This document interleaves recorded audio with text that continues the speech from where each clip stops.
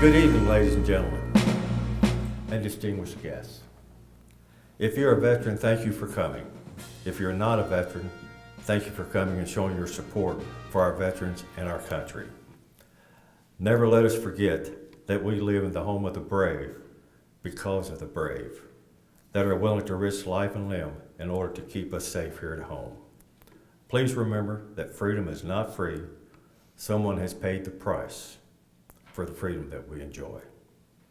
I want to thank all of you all for attending our American Legion Post 39 Veterans Day program honoring our veterans. For without them, we would be speaking a different language today.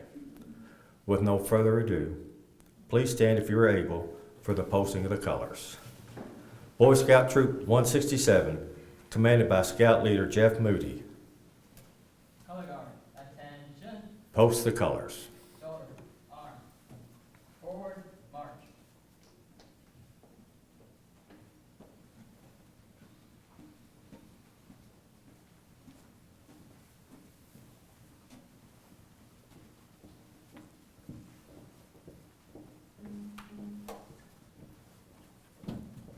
Color guard, halt.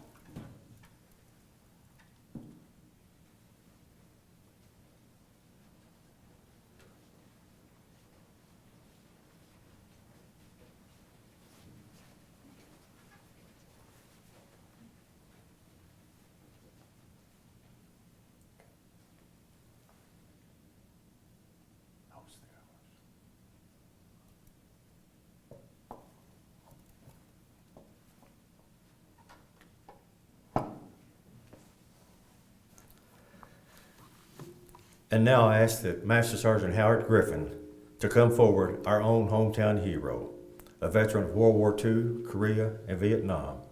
Not only was he in all three of these wars, but he received a Purple Heart in each war. Master Sergeant Howard Griffin, would you lead us in the Pledge of Allegiance? Thank you, Mr. Hamilton.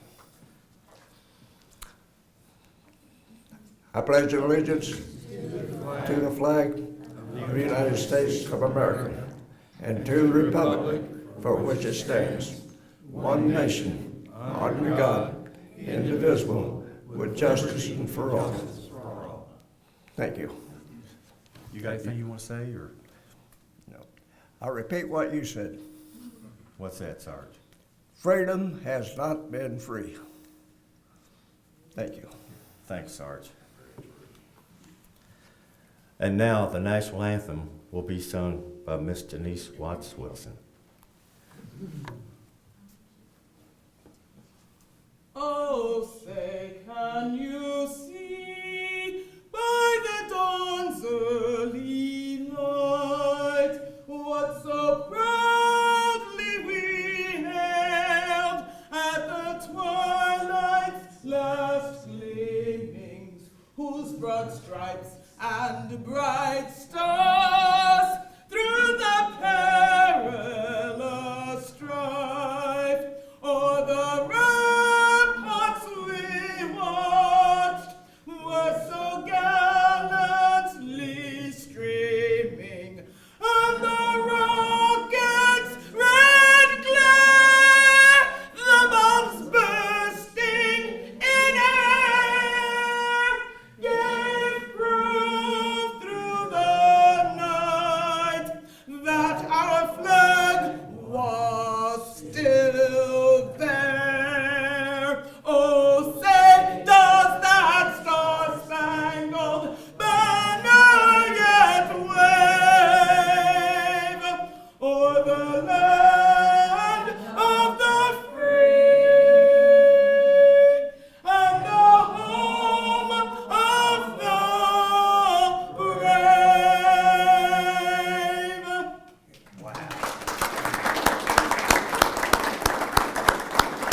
I was going to ask, but she didn't need a mic. And now, our invocation given by Rick Davidson, Executive Pastor of the LaGrange Baptist Church. Let's pray together.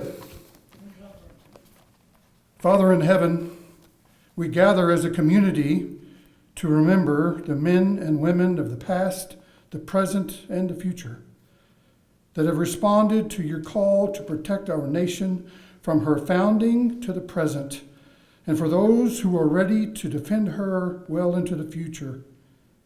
Your scriptures say that you have ordained government and have called agents of that government to purge evil from among her.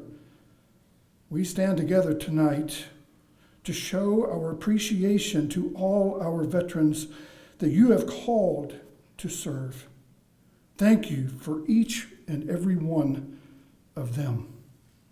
May your spirit speak to their spirit and bring peace, and that allow them to receive the many thanks and blessings that will be bestowed upon them tonight by this community and from communities across the nation. May their heart be ready to receive these thankfulness from her communities. Lord, we are pleased to gather together in your name. Join us, we pray. In Jesus' name, amen. Amen. Thank you, sir. Reform.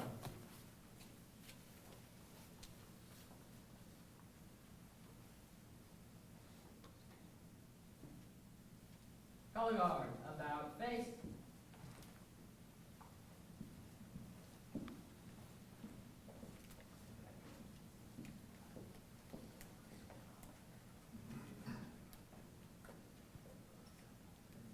Color guard, hold. Color guard, unsent.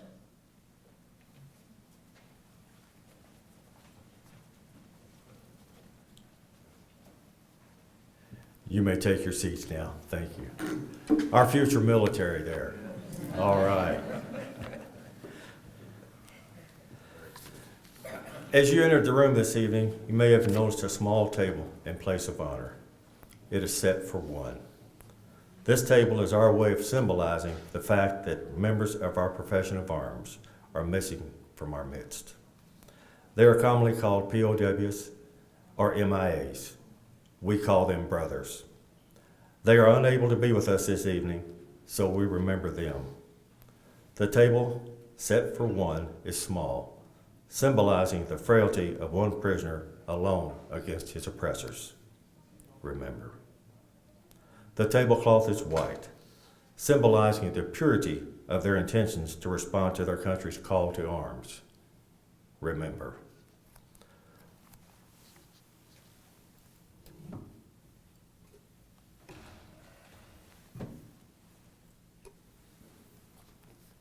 The single red rose displayed in a vase reminds us of the families and loved ones of our comrades in arms who keep the faith, awaiting their return. Remember. The red ribbon tied so prominently on the vase is reminiscent of the red worn upon the lapel and breast of thousands who bear witness to their unyielding determination to demand a proper accounting of our missing. Remember.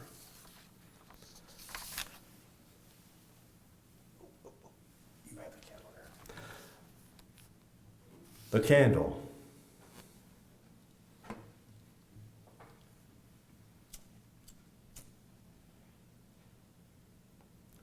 The candle is lit, symbolizing the upward reach of their unconquerable spirit.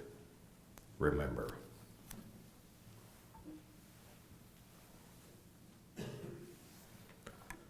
A slice of lemon is on the bread plate to remind us of their bitter fate. Remember.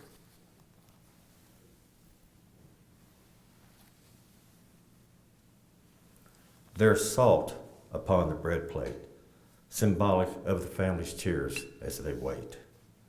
Remember.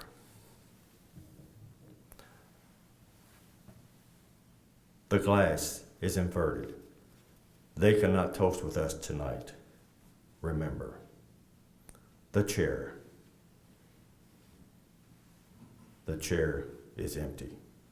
They are not here. Remember.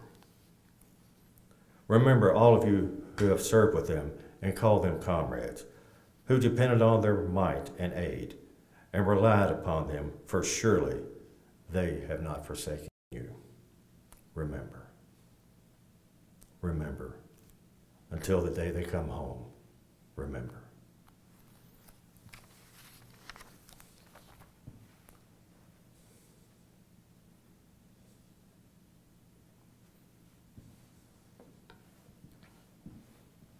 our Sea Cadet there, Brady Johnson. Thank you, Brady. Great job. Veterans Day is a time for us to remember all of our service members. With the soldiers, Marines, squids, airmen, guardians, and coasties from the following wars, please stand and remain standing. World War II. We have any guys, World War II, stand up? If you're able. There we go, we have 2 of them.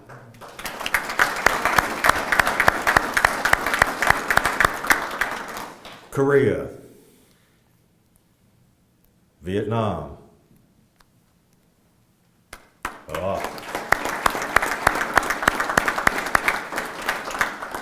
the Cold War, the Gulf War, Operation Iraqi Freedom, OIF,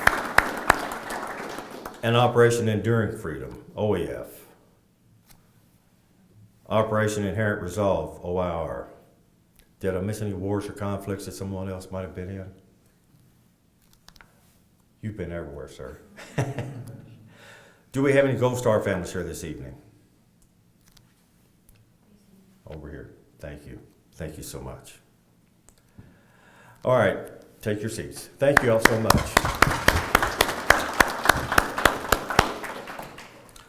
I want to point out 2 important people here with us tonight. Howard Griffin, who's 95, and William Norris, who's 97. World War II veterans. How blessed we are. The veterans of World War II are called the greatest generation. And talking with these 2 veterans of World War II, I know why. Because when you ask them how they are doing, Sarge will say, I'm doing great. I'll say something to Uncle Bill. He'll say, I'm doing good. This is something else because I know better. I know both of them. But you'll never hear them complain. We're so proud and honored to have them with us tonight. Moving along the program, you know, some of us learn from mistakes of others. The rest of us has to be the others. Oldham County Judge Executive David Vogel, who is also a member of Post 39, will introduce our guest speaker this evening. The judge will read his bio to you. Please pay attention to this very impressive military career of General Bullard. He has flown missions in 60 plus countries? 77. 77 countries, as I was. I couldn't name that many countries, let alone to have been in or flown over them. General Bullard has written a book and will give you a brief description of it. If that's at all possible. Okay. Judge Vogel.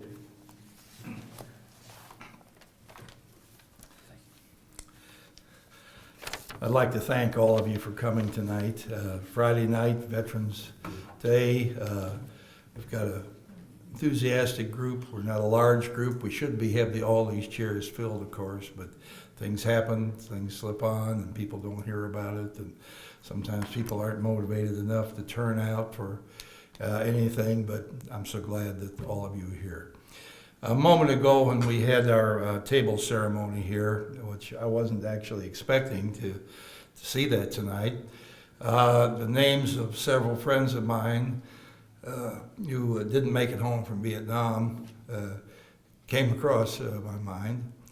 I remember my friends Bill Sikora, Sid Clemmer, Lee Hara, and I don't know what I'm going to cry. Johnny McLaughlin. They're old buddies of mine, and we grew up in southern Minnesota in the late 60s, or at least, and they went off and they didn't make it back. So I'm thinking of them tonight. Our guest speaker this evening is a longtime Oldham County resident, Stephen Bullard, Brigadier General, United States Air Force, National Guard, retired Air Force Guard, works with and advises the Governor, the General Assembly, and the Kentucky Congressional Delegation on military matters in his role as the Executive Director of the Commission on Military Affairs.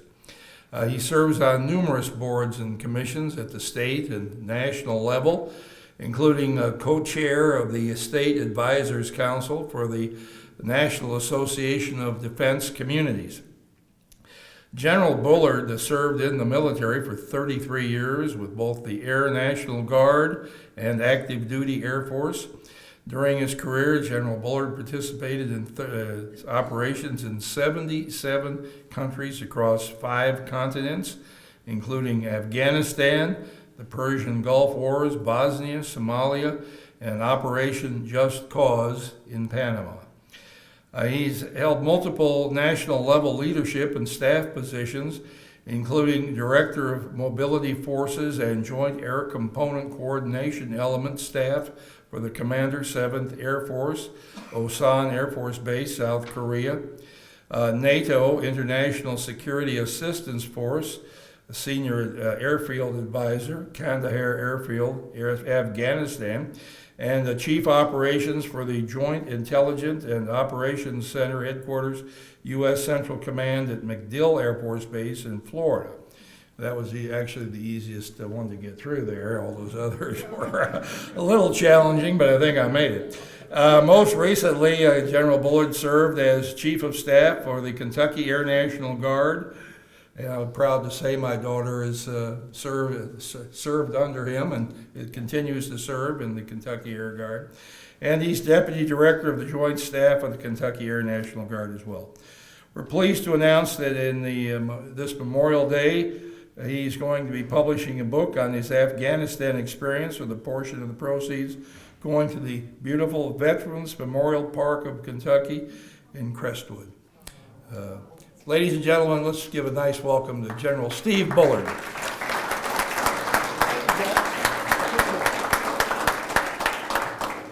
Well, thank you, everyone. And it's great. I love an intimate setting, and I use remarks because I kind of have to, because I'll go all over the place if I don't.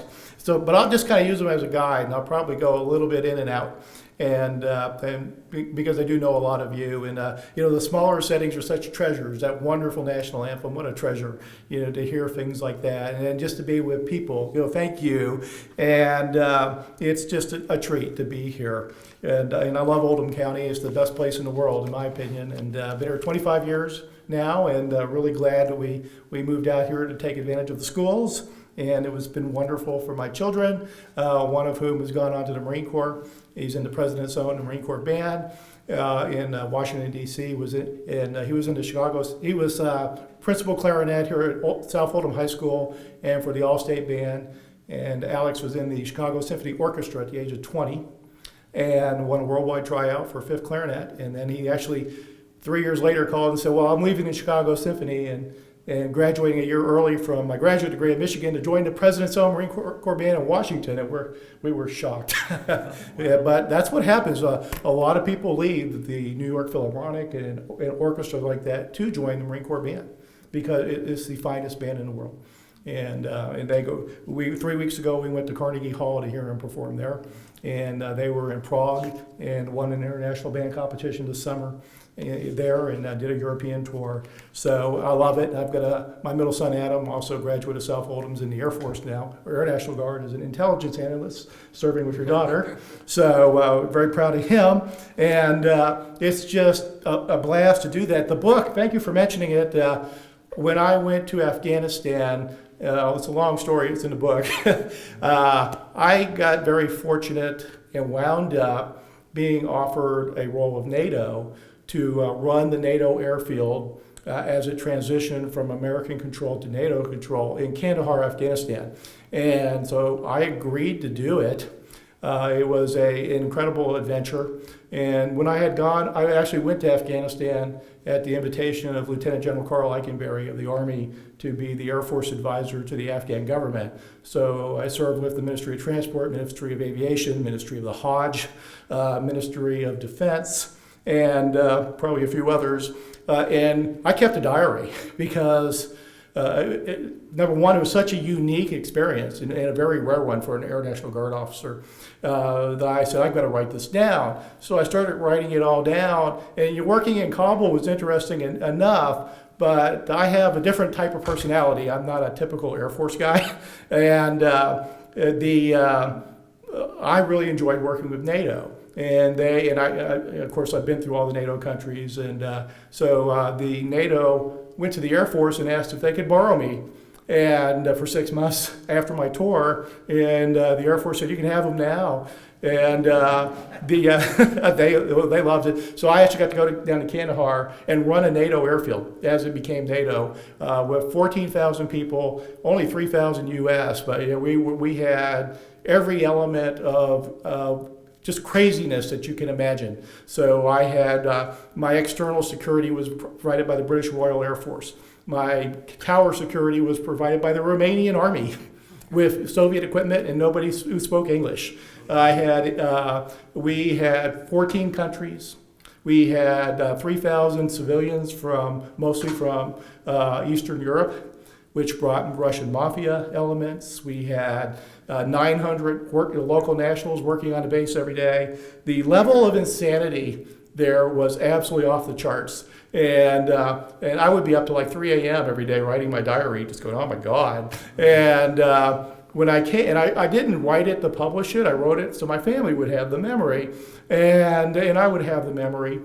When I got back, I transcribed it into Word and shared it with a few friends who said, you need to publish. This needs to be published. Pictures, by the way, are phenomenal. I didn't want to do that while I was in the military, but after I retired, a friend of mine reached out to his publisher who contacted me and said, I want to publish your book. And we had it set to be published 3 years ago. And then COVID hit right when the book tour was going to start, and everything got squashed, and it just kind of fell by the wayside. But after the withdrawal from Afghanistan, my publisher called in the fall and said, late last fall, and said, would you mind adding a chapter to the end of your book on the withdrawal from Afghanistan, how it affected veterans such as yourself who served there, and what your thoughts were of all that. And that's actually a theme throughout the book. This isn't my remarks per se, but throughout my book, and when we got to Afghanistan, the theme, right off the bat, I was asking the question, why are we here? I mean, this was August of 2006. Why are we here? Are we here to rebuild this country? We are. And then, where's the guidance? We're throwing all this money and all this personnel. Where is it? And I'm asking that question constantly throughout the book, which is just turns throughout my diary. And we were asking it every day. We talk about it in meetings. Why are we here? We meet with the NATO Council of Colonels, meet with generals and VIPs, and I had people like the chief of, we had VIPs from all over the world coming through, and we talk. Why are we here?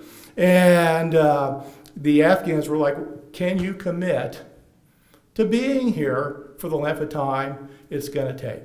And I won't go too much further. The answer was probably not, because we don't think our country can tolerate it. And we turned out to be right. And we spent $2.4 trillion proving that we didn't do it right. So, which is a shame, and it's a real impact on us. And so that's, it changed kind of the book, the outlook of the book. Department of Defense approved it. I had to send it up through Department of Defense, and they had to scrub it. And anything or any agency that's touched on that book has to review it. If you're a general, you have to do that. And if you want, to be able to work with them. And so it took close to a year, but they did. They approved that chapter, and they approved most of what was in the book, not quite all of it. I self-censored most of it. So I look forward to bringing it out because it's funny. There's a lot of it's sad, and a lot of it's very funny, because working with NATO is a funny thing, and it's just insane. And so I hope it'll be enjoyable reading, and I look forward to it. I look forward to the whole process, and to be able to, we're going to donate the proceeds from the first 400 books to the Veterans Memorial Park of Kentucky, the profit. The publisher isn't going to donate his part, I don't think. So I will certainly donate mine. But we're hoping to have a kickoff event here, I guess, about May 13th. with the Veterans Memorial Park and then get that rolling. So I'm digressing, but I love to talk. In a more intimate setting, this is great. Well, the most appropriate day to start any Veterans Day event is to thank the veterans. We've done that, and obviously, it's for those of us who serve in the military, if you're a fit for it, it's just the greatest thing in the world. Even the bad parts, you deal with it. I was telling our Sea Cadet, embrace the suck. When it's bad, embrace the suck. It's bad, okay, deal with it. Deal with it. And you do. And the military trains you to do that very, very well. And if you're not a fit, you're not going to like it. It isn't going to go well. It's just the way it is. But I mentioned earlier how much I love Oldham County. This is a beautiful place. St. Louis calls itself the gateway to the West, but the journey west started here. Lewis and Clark didn't start from St. Louis. They started from here, from Louisville, Kentucky. This is Western history, and it was a big part of our history. And I love history. Kentucky had very tough pioneers. There's a new book out on Daniel Boone, which is absolutely fantastic. It was just published last year. A lot of new material. Wonderful book about him and how resilient and tough he was, and the men that came here with him, and the women, and the challenges that they faced. And Daniel Boone was the first Kentucky Guardsman. He was the first member of the Kentucky Militia. And so we're very proud of that. We have Boone National Guard Center in Frankfort named after Daniel Boone. And our pioneering spirit in Kentucky, it survived everything. The rocky soil, the Civil War, labor wars out in the East, and booms and busts from the timber and coal industries. So I love history, as you can tell. I'm really into it. I majored in it in college. On the side, in my senior year, my advisor goes, "You have enough history credits to be a double major." No, I do. You're kidding. Yeah, I was just taking them because I enjoyed them, and I wound up having to take a senior seminar, which turned out to be the Art of the French Revolution, which actually turned out to be really interesting. I was surprised. So you never know what you're going to find in life. The Kentuckians have always been highly regarded for their military patriotism and their skill. And the long rifles, we were talking about long rifles today. Colonel William Oldham, when he was recruited to be in the Continental Army, they were looking for people who could fire long rifles. Because of the advantage they had, and William Oldham qualified. And more on him coming up. And then we have got former presidents Zachary Taylor, Abraham Lincoln, Jefferson Davis. A lot of Medal of Honor recipients, a lot of 4-star generals. We just had a new 4-star general in October. Jim Rainey, graduate of Eastern Kentucky University, promoted to 4-star, commander of U.S. Army Futures Command. And so very proud of him. We've got, did you know most of Andrew Jackson's leadership were actually Kentuckians? The 65% of all American casualties in the War of 1812 were Kentuckians. Kentuckians fought that war. And Ulysses Grant went to military school in Kentucky, in Maysville, before going to the West Point. And then Civil War generals rode Kentucky horses. Daniel Boone was actually not only the first member of the Kentucky Guard, he was the first Kentucky Guard member to be court-martialed. So he was court-martialed after the Battle of Blue Licks in the Revolutionary War, and a lot of people felt like he did not kill Indians with enough gusto, that he tried to avoid doing that. And yes, he did. He tried to avoid doing that. He greatly respected the Indians. He had a long history with them, and he did not like killing Native Americans. And so there was an element of people that complained, and they actually put him through a court-martial. Not only was he acquitted, he was promoted to colonel out of that because that was ridiculous. But does history? People don't change. People are people. I mean, it's crazy what things happen. That battle, by the way, was a loss. One of the reasons he was court-martialed. We lost the Battle of Blue Licks to the British. It was the last battle of the war. We lost it, but we won the war. Kentucky's first governor, Isaac Shelby, was a military hero. He was a British military hero in Lord Dunmore's War of 1774. And then he led Continental troops to victory at the Battle of Kings Mountain in the Revolutionary War. And then he became governor of Kentucky, of course, in 1792, and he was our first governor. He was also our fifth governor. He became governor again in 1812. And what happened in 1812? The War of 1812. He's the nation's only sitting governor who actually led troops in combat. And he took troops down to Georgia, the Battle of Kings Mountain, and led them in battle there. So that's an interesting experience. The other thing about Isaac Shelby that's so interesting is that Kentucky was broke, and a pretty common theme in our state's history. So he didn't pay his advisors; he gave them promotions. He made them colonels, and he called them my colonels. And so that became a tradition of governors throughout. And then if you did great service to the governor, they would call you his colonel. And Ruby LaFoon, governor in the 1930s, he decided to institutionalize that, create a program called the Kentucky Colonel Program. So, and a couple of interesting asides on that is that one of the very first Kentucky colonels was, KFC, Colonel Sanders. He was a Kentucky colonel. He was never in the military. He was one of the first Kentucky colonels. You know who else? Elvis Presley's manager. He was Colonel Tom Parker. So he wasn't a Kentucky colonel, but the governor of Louisiana at the same time borrowed it because he liked it so much, and he made Tom Parker one of the first Louisiana colonels. And so he adopted that title, and that's why he got that title. So interesting. It was always mysterious. A lot of people don't know that. But very interestingly, it was a Kentuckian who was the first American who ever planted the U.S. flag overseas, which is defeating the Barbary pirates in Tripoli. He was the one who led the raiding party. He's out of Frankfort, Kentucky. Later was a state senator. And so the Marine Corps hymn, from the halls of Montezuma to the shores of Tripoli, both have Kentucky ties, and a lot of the people that fought at the Battle of Montezuma were Kentuckians, and there's a cemetery up for them in Frankfort. Frankfort Cemetery has a burial field for those folks killed at that battle, and right beside it is a grave of Presley O'Bannon, state senator, and there's a sign there, the halls of Montezuma, the shores of Tripoli, is right here in Frankfort Cemetery, very close to Daniel Boone's grave, which is there as well. It's a very neat cemetery to visit. The highest ranking officer killed in World War II was a Kentuckian. Simon Bolivar Buckner Jr., whose father obviously was a Confederate general and later became governor. And he was killed by Japanese counter battery fire while directing artillery and observing it during the Battle of Okinawa. And there's so much. And when touching back on that, everybody knows about Custer's last stand, the most devastating loss of life for an American military defeat on U.S. soil. Actually, no, it's not. And we've talked about it before. There's our own county, Oldham County, is named after William Oldham. We mentioned him earlier. He's a Revolutionary War veteran. And following the Revolutionary War, William Oldham moved out to this area and became a magistrate in Jefferson County.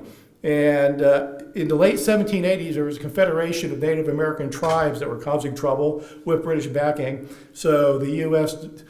Put together militia under Arthur St. Clair to go up and deal with it. So Colonel Oldham, with the title Colonel, put together a 600-man Kentucky regiment to go up and fight with Arthur St. Clair. Early on the morning of November 4th, 1791, they had camped in a really bad spot. It was a low spot on a horseshoe bend in a river, and they kind of put themselves in a bad place. And in a fog in the early morning, Indians came up, trapped them, and overran the camp and massacred all of them. That's actually the greatest loss of life on U.S. soil in one battle, and it's Colonel William Oldham. So 3 times the loss of life suffered by Custer at Little Bighorn. So risk, as Colonel Oldham knew quite well, is part of military life, and it's that assumption of risk that's shared in many ways by law enforcement and firefighters, first responders, that sets the veteran and those in uniform services apart from society. And it's an experience that it can't be understood by those who haven't had to live it. You just can't. It's so different. To be a veteran, that's why it's special. It's a special fraternity. We've been through basic training, we've been worn a uniform, and we've proven our willingness to sacrifice, if necessary, our lives, hopefully not, but some do, as we know, and for our nation and for our freedoms. So to be a veteran is to wear a badge of honor, and that's why it's so important. So veterans, they command respect. I apologize for getting too close, but they command respect from our society that appreciates what we have done and appreciates the freedoms they have. So Veterans Day is a way for our nation's communities to acknowledge that respect. And it reminds us that we're all important and that America is important. And we need this reminder. So true freedom brings security and the ability to choose to be insulated from the world's problems, especially with our wonderful location with 2 major oceans and relatively friendly nations on either side of us. Though, even now, despite the horrors of 9/11 and just inconveniences at the airport, over 5,000 American deaths in Iraq and Afghanistan, and now a conflict in Ukraine that's incredibly complicated and has no end in sight. There just is no end there. We still have tens of thousands of Americans deployed all over the world, but most Americans remain pretty untouched by military conflict. It's interesting to them at most. Our other war, the one we just fought with COVID, had more substantial effects, both medically and politically, but it helps to increase respect, I think, for our first responders in that community. So there's a positive there. The reality is, that America's military conflicts in general have asked very little from American families. Only less than 1% of Americans serve in the military. Interestingly, we found out something in Kentucky the last couple of years that surprised me.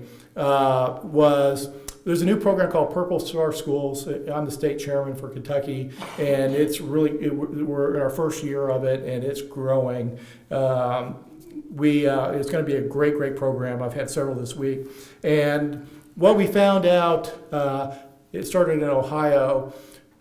In the survey we did in 2020 of high school students into grades 6, 8, 10, and 12 through the Cabinet for Health and Family Services, over 40,000 students in those 4 grades in Kentucky said they had military ties to their family. So we're talking aunts, uncles, brothers, sisters, fathers, and grandparents, veterans.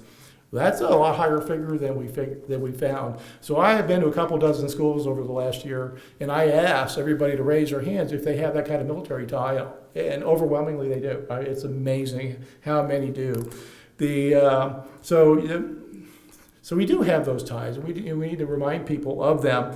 And I love veterans such as Private Lester Hensler in Kentucky, who during World War I, when he left the state, he wrote a letter to his mother, and he said, "I'm thankful that I can take a place among men," and of course women now, "but who will bring freedom to the world."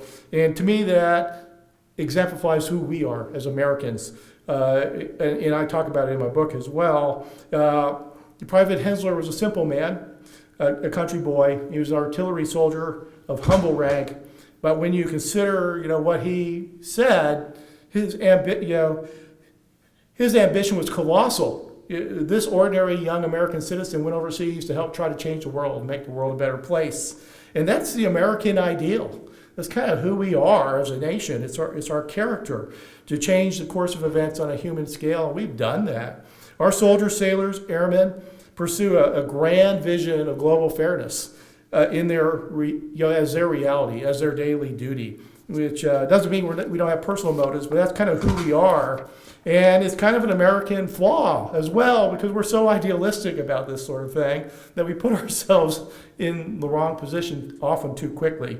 And and it's one reason failure in Afghanistan, among other places, certainly as the Vietnam veterans know, now we know, my God, it hurts deeply.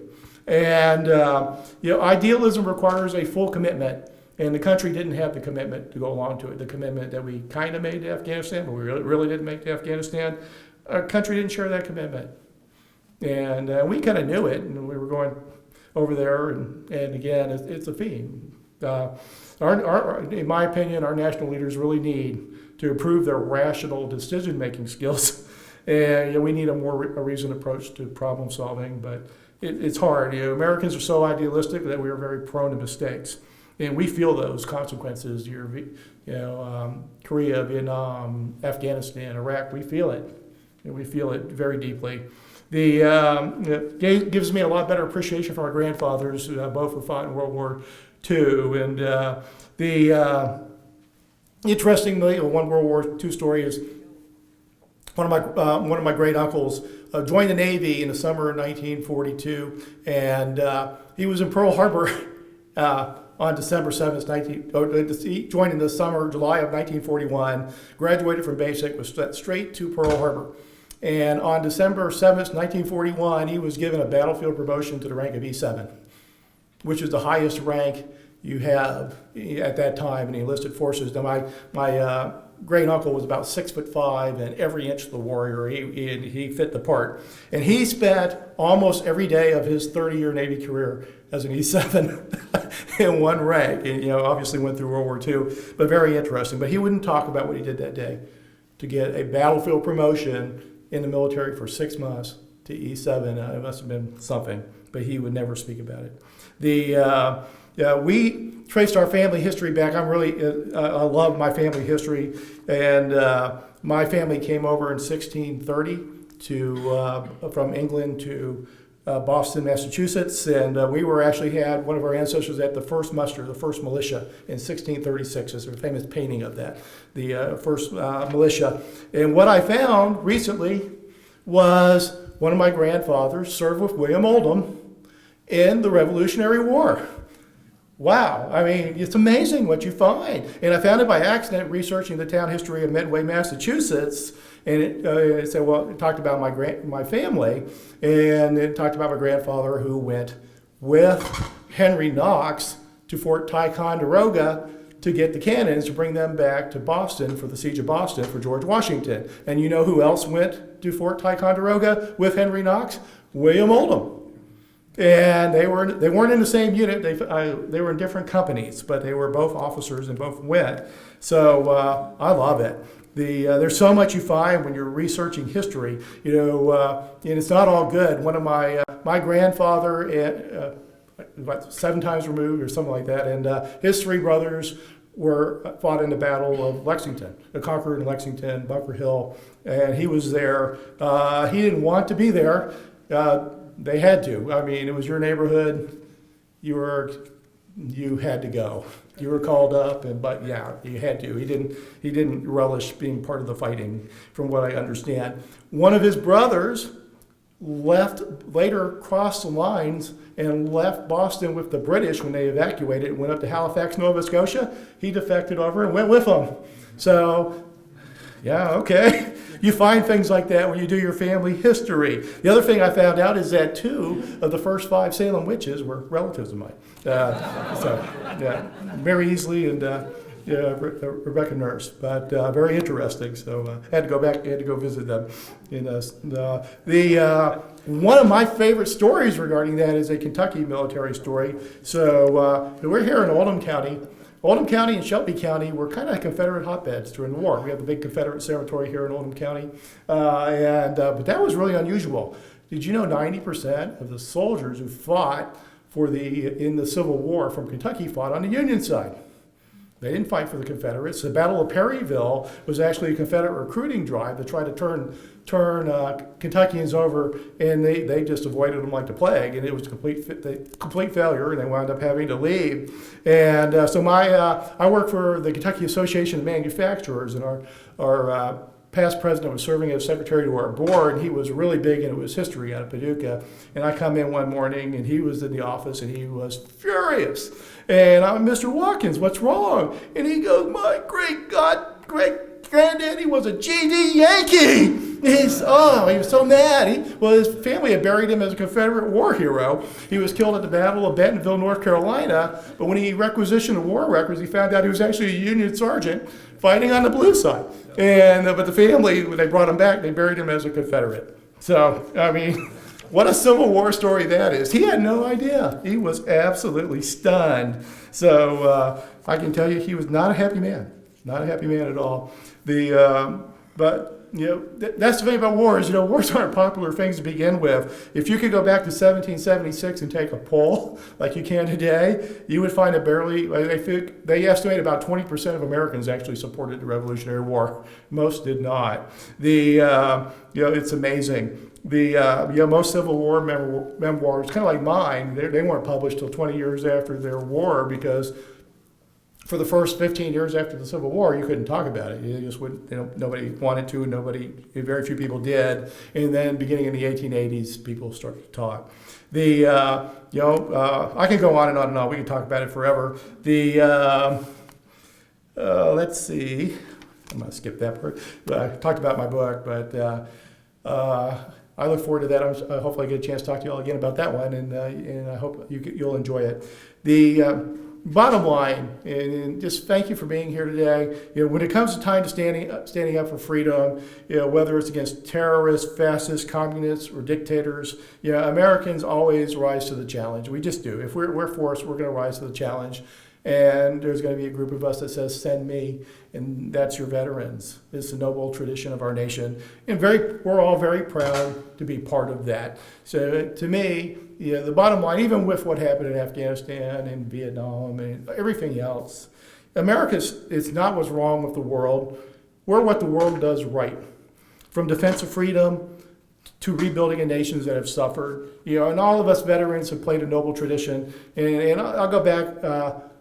When I was at Kandahar, we had every week, every Thursday I think it was, we had all the colonels, and it was interesting. We actually had a 2-star general on the airfield from the Netherlands, but colonels ran the base. It really, the middle level folks run the base, but we managed all the national contingents, and so we would all get together from all the various countries, and we'd have dinner once a week. And it was incredible talking to the Dutch and the British and the Romanians and the Spanish and, you know, everybody. And a Dutch colonel, he goes, "Steve," he goes, "your country has to maintain its moral compass because we've lost ours in Europe. We don't have it anymore, and you're the last great hope. If America loses it, there's no hope for the West." And, you know, in conversations like that. And I pray to God we don't, you know, that we can, you know, hold up to what we've taken on as a responsibility. So happy to talk to folks after, or take questions, whatever you want to do. But thank you so much for letting me talk to you tonight. Thank you.